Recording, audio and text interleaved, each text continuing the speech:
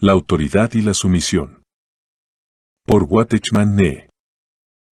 A fin de estar cerca del Señor y de tener autoridad en la gloria, ellos debían beber de su copa y ser bautizados con su bautismo. Si estos discípulos no ni eran bautizados con ese bautismo, no podrían estar cerca del Señor ni recibir ninguna autoridad ni posición. Esto es algo que ellos no sabían. Es algo que tiene que ver con el presente y no solo con el futuro. La copa del Señor. ¿Cuál es la copa del Señor? Su copa tiene un solo significado. Cuando el Señor estuvo en el huerto de Getsemaní, Él tenía una copa delante de sí, que era la copa de la justicia de Dios y de la cual debía beber.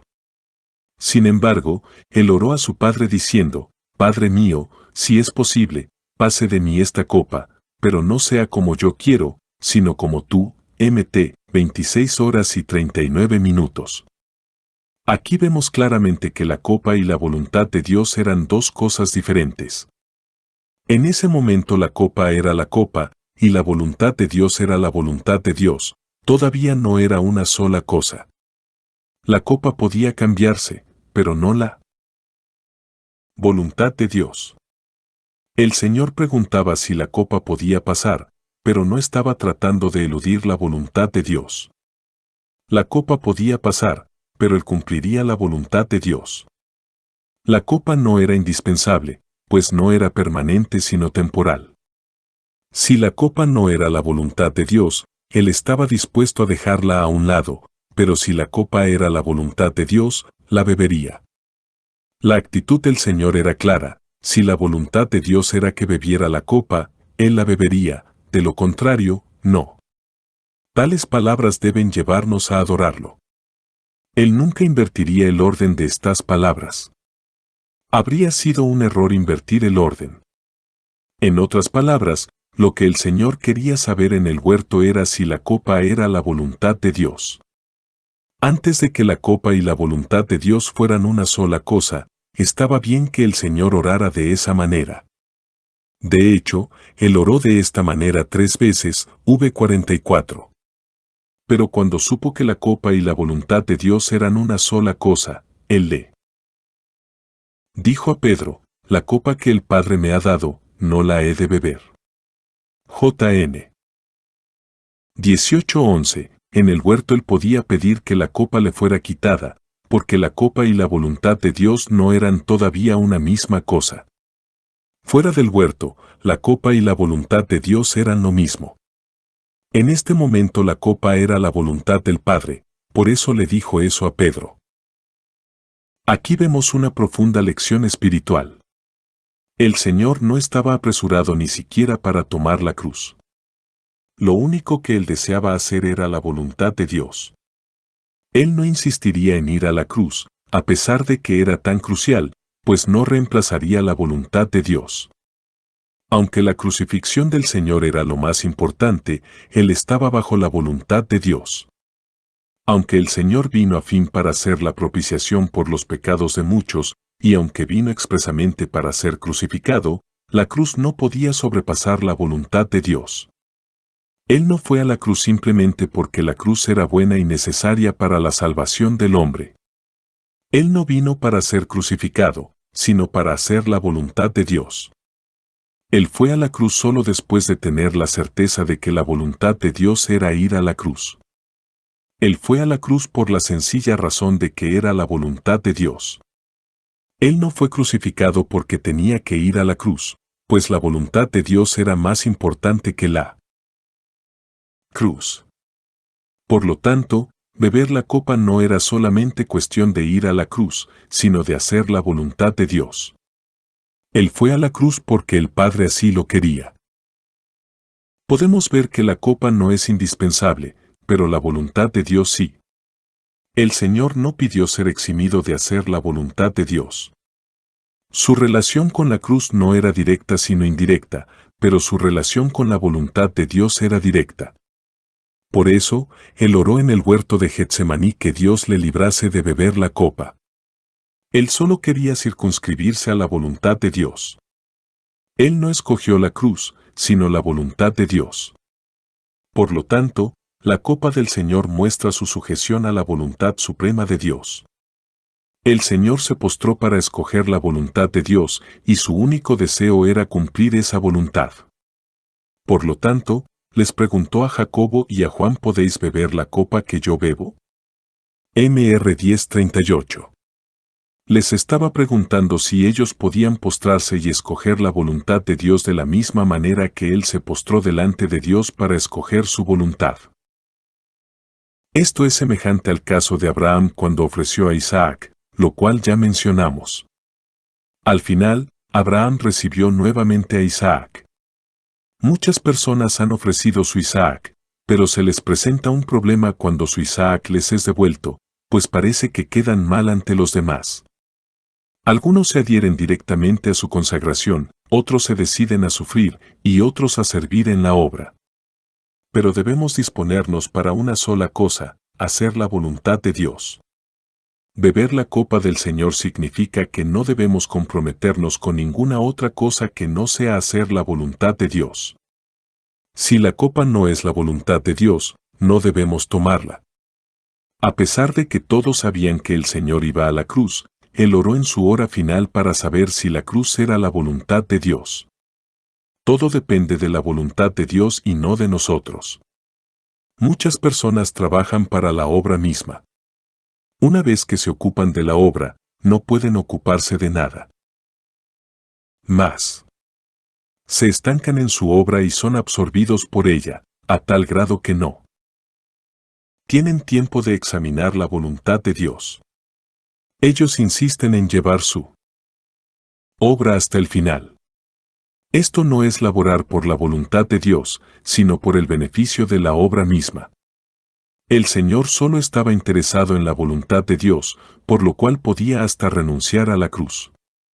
Cuando Él entendió que la voluntad de Dios era que fuera a la cruz, Él la tomó sin preocuparse por el dolor que ello implicaba. Beber la copa significa que nos negamos a nuestra propia voluntad para tomarla de Dios. El Señor les preguntó a los discípulos si ellos podían aceptar la voluntad de Dios de la misma manera que Él estaba dispuesto a aceptarla.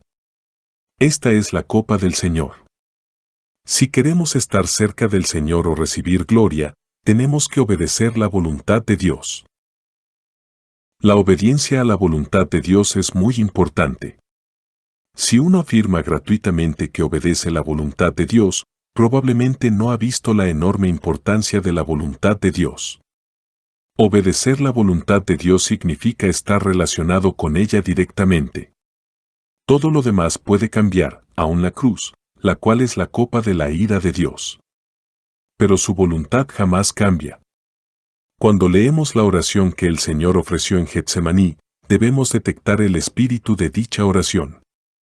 El huerto de Getsemaní habla de la cumbre de la sumisión del Señor en la tierra. Él no puso la copa por encima de la voluntad de Dios. Este es un principio muy profundo. El objeto de su sumisión era la voluntad de Dios, no la copa. Desde el primer día hasta el último tuvo una lealtad firme a la voluntad de Dios. El Señor obedeció la voluntad de Dios hasta el final. Esto era más importante para él que todo lo demás. Yo creo que hay una revelación muy profunda en la experiencia terrenal descrita en Getsemaní. Debemos conocer a Cristo por medio de esta profunda revelación. Hasta algunas horas antes de ir a la cruz, él todavía no estaba comprometido con la obra de ir a la cruz, pues solo estaba comprometido con obedecer la voluntad de Dios.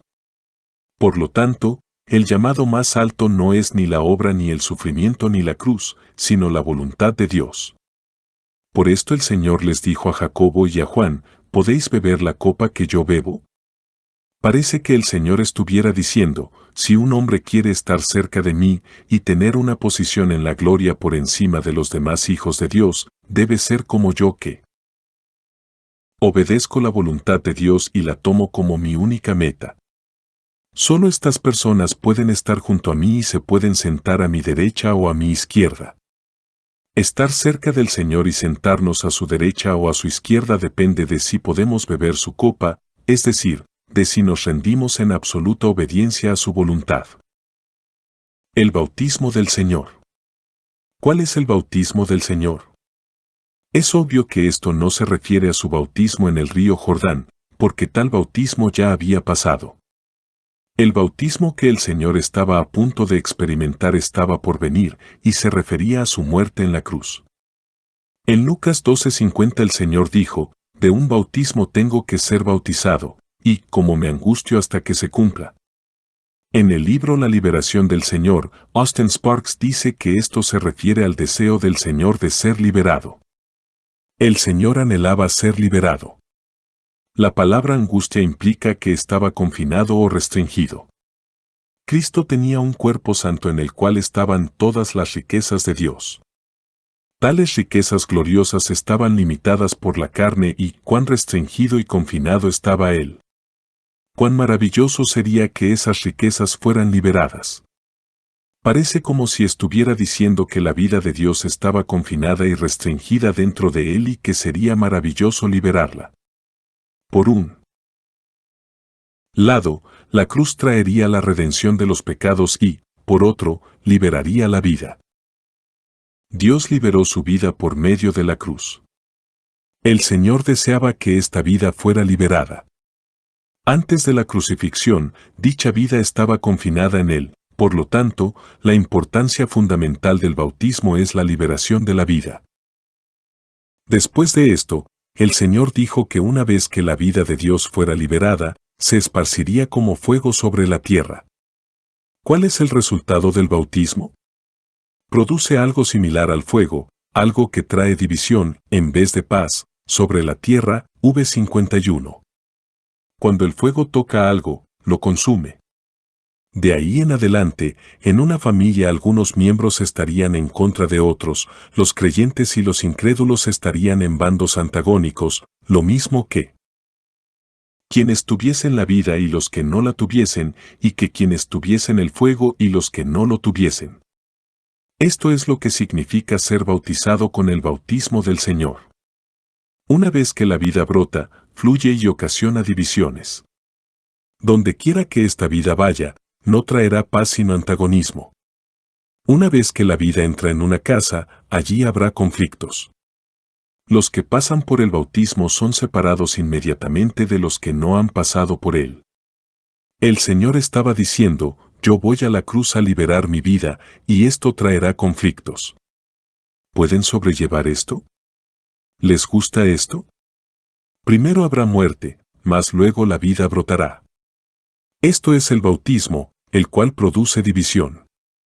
Los muertos no pueden luchar, solo los que están vivos pueden hacerlo. La palabra del Señor nos muestra que la muerte opera en nosotros y la vida en otros. 2 Cor.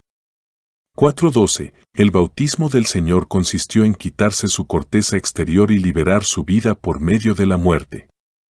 Esto mismo es lo que hacemos hoy. Debemos dejar que nuestro cascarón sea quebrantado, para que la vida que hay en nosotros pueda brotar.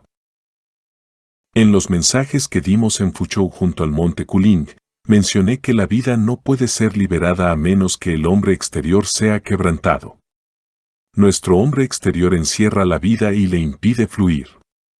Debemos comprender que si el hombre exterior no es quebrantado, la vida no podrá fluir, pero cuando el cascarón del hombre es quebrantado, éste viene a ser una persona accesible y la vida puede fluir fácilmente. De lo contrario, la vida queda atada, el espíritu del hombre no puede ser liberado, y la vida no puede brotar libremente. Es muy diferente poder explicar 2 Corintios 4:12 de darles a otros un toque de vida. Muchas personas piensan que este versículo nos es más que una enseñanza.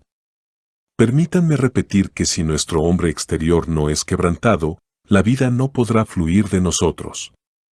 Una vez que la corteza del hombre es quebrantada, él viene a ser una persona accesible.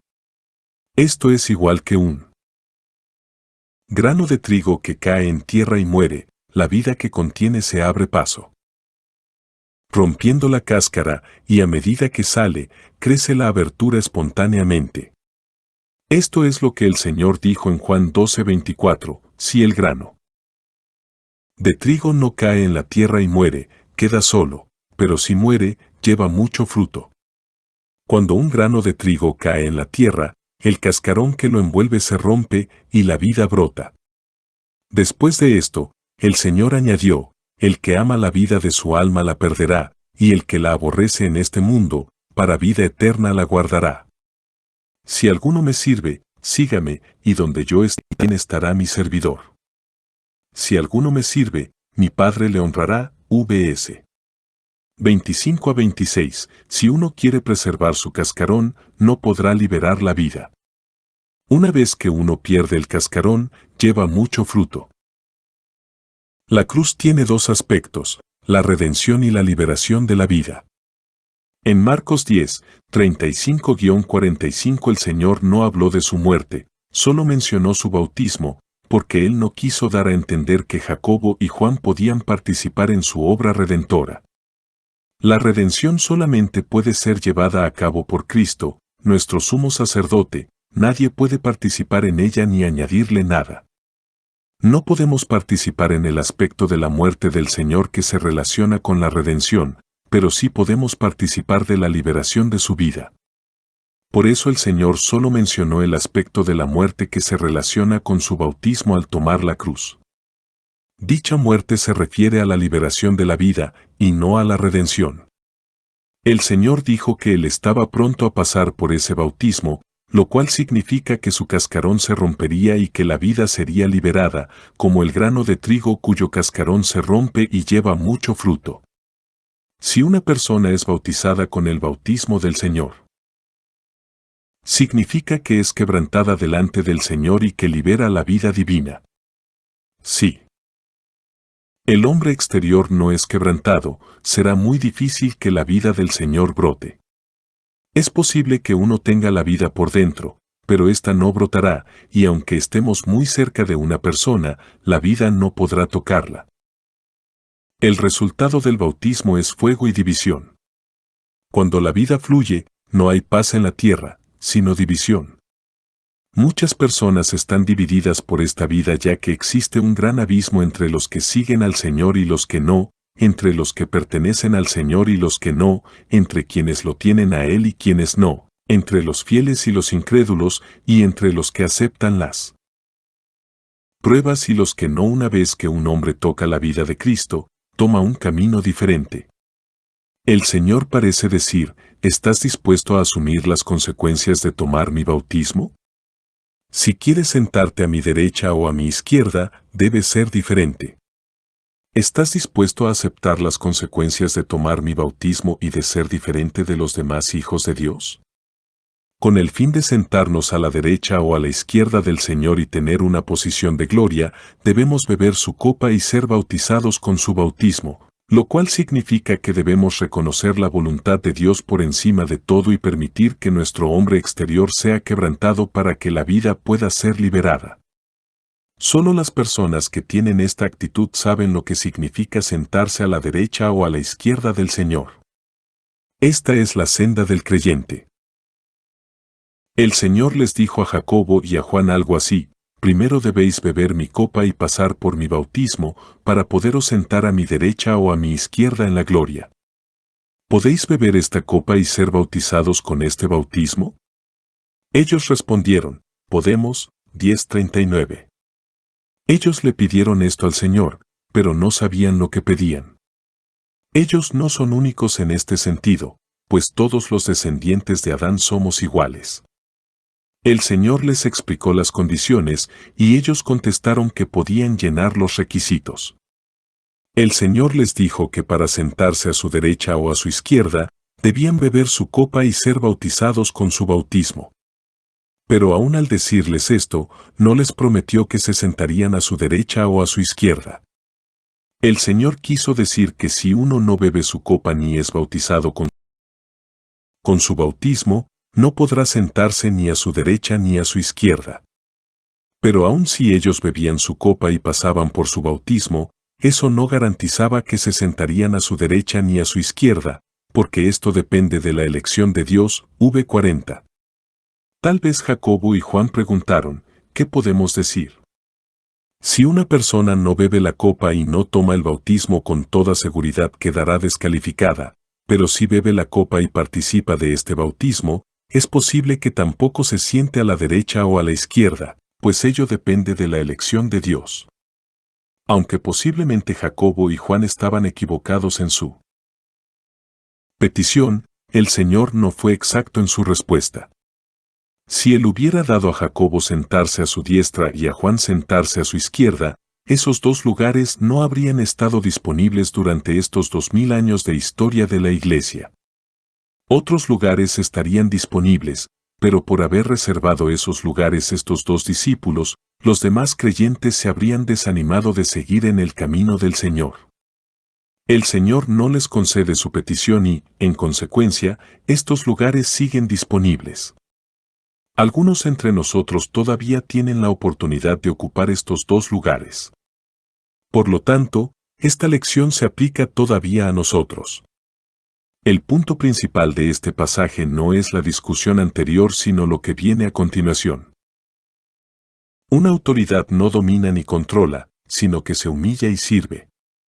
Después de esa respuesta, el Señor habló acerca de la autoridad. El versículo 41 dice que cuando los otros discípulos oyeron de la petición de Jacobo y de Juan, se indignaron.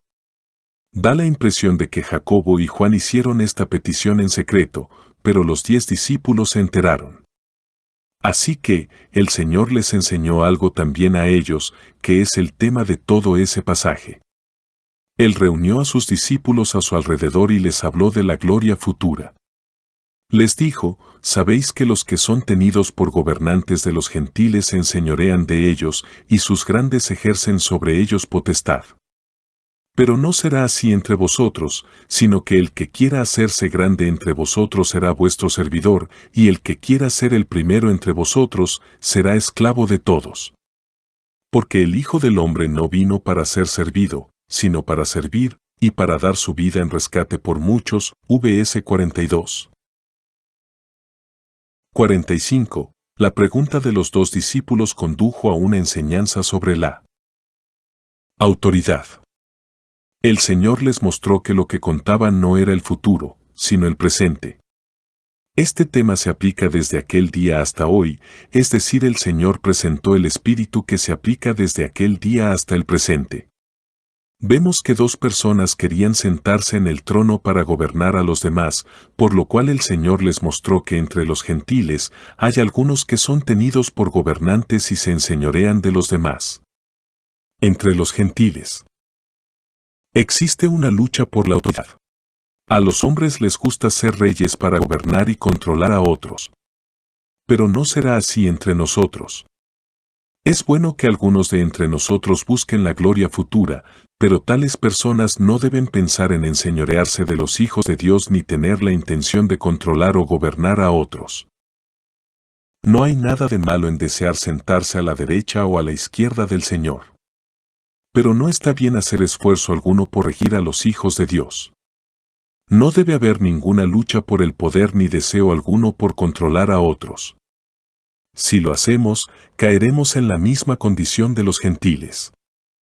Nada es tan desagradable como la lucha de una persona por ser la autoridad, ni nada es más horrible que el control que la persona ejerce cuando trata de controlar a otros. La ambición por la autoridad o el deseo de ser una persona grande es algo que pertenece a los paganos. Debemos erradicar este espíritu de la Iglesia. El Señor solo puede usar a quienes beben su copa y están dispuestos a ser bautizados con su bautismo. Si bebemos su copa y tomamos su bautismo, tendremos autoridad espontáneamente. Esto fue lo que Dios dispuso y es la raíz de todo el asunto. Si no tomamos este camino y aún así tratamos de llegar a nuestro destino, o si no tenemos esta base y tratamos de producir fruto, tal esfuerzo es en vano. Debemos abundar en él.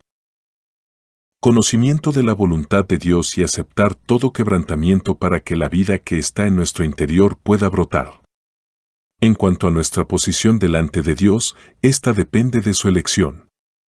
Si alguien quiere escalar por encima de los demás hijos de Dios, o si quiere controlar o regirlos, tal persona en realidad es un pagano. Debemos erradicar ese espíritu pagano de nuestro medio y no tolerarlo. Necesitamos a quienes Dios puede usar y no a los que pueden regir a otros. Dicha actitud debe desaparecer por completo de entre nosotros para poder descender de la montaña y ayudar a otros o hacer frente a algunos asuntos importantes. Cuanto más desea una persona ser autoridad o ser grande, menos podemos confiarle autoridad. Dios no concede autoridad a quienes desean ser autoridad. Cuando más una persona tenga el espíritu de los paganos, menos podrá Dios usarlo. Espero que ninguno de nosotros sea un diplomático que manipula, controla y silencia a los demás y que se considera el único que da órdenes. No podemos tolerar tal cosa. Cuanto más consciente esté una persona de sus errores, más autoridad le dará Dios. Debido a que es así como el Señor escoge al hombre, es así como debemos proceder. Nunca debemos ser diplomáticos ni usar artilugios. Tampoco debemos tener el concepto de que si no le damos a cierta persona una posición, se rebelará contra nosotros. No podemos hacer frente a esa clase de persona de ese modo. En la casa de Dios debemos tomar el camino espiritual que concuerda con el principio espiritual, no debemos seguir el camino de la política. Espero que podamos ser fieles. Debemos tener una actitud humilde y dócil, pero también debemos ser fieles delante del Señor. Dios solo puede usarnos después de que nos humillamos ante Él. Si somos altivos, Él no podrá usarnos. En los versículos 42 y 43 el Señor dijo que los gentiles tienen gobernantes que se enseñorean sobre ellos y sus dirigentes ejercen potestad sobre ellos, pero no será así entre vosotros. Cuán bellas son las palabras, pero entre vosotros, pues indican que hay una gran diferencia entre los gentiles y la Iglesia en lo relacionado con la autoridad. Si no somos cuidadosos en este asunto, no podremos avanzar en la Iglesia. Los gentiles gobiernan según la posición, pero la Iglesia sirve según la vida espiritual. Si la Iglesia se contamina con la práctica de los gentiles, estará arruinada. La Iglesia debe mantener un muro de separación entre ella y los gentiles. Entre estos se puede ver una lucha por el poder, pero entre nosotros, cuanto más uno piense que es una autoridad, menos apto será. Cuanto más una persona se crea apta, menos lo estará. Siempre debemos mantener esta actitud entre nosotros. El que quiera ser grande, será el servidor, y el que quiera ser el primero, será esclavo de todos. El Señor usa 3 veces la expresión entre vosotros. Él establece su autoridad en la Iglesia. Aquellos que son grandes en la Iglesia, es decir, aquellos a quienes el Señor establece como tales, son verdaderos siervos y esclavos de los demás. Todo el que quiera ser grande, debe ser el servidor de todos, y el que quiera ser el primero, sea el esclavo de todos. Esa es la autoridad existente en la Iglesia. Vemos 2 grandes requisitos para ser una autoridad delegada por Dios. Primero, uno debe beber la copa, obedecer a la voluntad de Dios y aceptar el bautismo, reconocer que tiene que morir para que la vida pueda brotar. Segundo, no debe ambicionar el poder. Tal persona solamente debe ser un servidor y el esclavo de todos. Por un lado, debe tener una base espiritual, que consiste en honrar la voluntad de Dios dándole primordial importancia, y debe emanar vida. Por otro lado, debe ser humilde, lo cual significa que no tiene interés en ser autoridad entre los hermanos y hermanas y que está satisfecho con ser un servidor y un esclavo. Dios solamente puede usar a estas personas como su autoridad. El Señor escogerá como grandes y confiará su autoridad a quienes están dispuestos a ser servidores, los que tienen un corazón que se complace en servir a los hermanos y hermanas. En otras palabras, uno necesita por un lado, un fundamento espiritual y, por otro, la debida actitud y el punto de vista correcto con respecto a la autoridad. No debe tener ningún anhelo de ser autoridad. Solo en ese caso puede uno ser una autoridad delegada por Dios. Planteo estos 2 aspectos con mucha franqueza. Si carecemos del primer aspecto, un fundamento espiritual, no podremos aspirar al segundo, la humildad. Sin el fundamento, será inútil tratar de ser humildes. Asamblea en Santo Domingo Este. Escrito por el hermano Watchman Nee en el año 1951. Para más información comuníquese con este número de WhatsApp. 1-829-747-1995.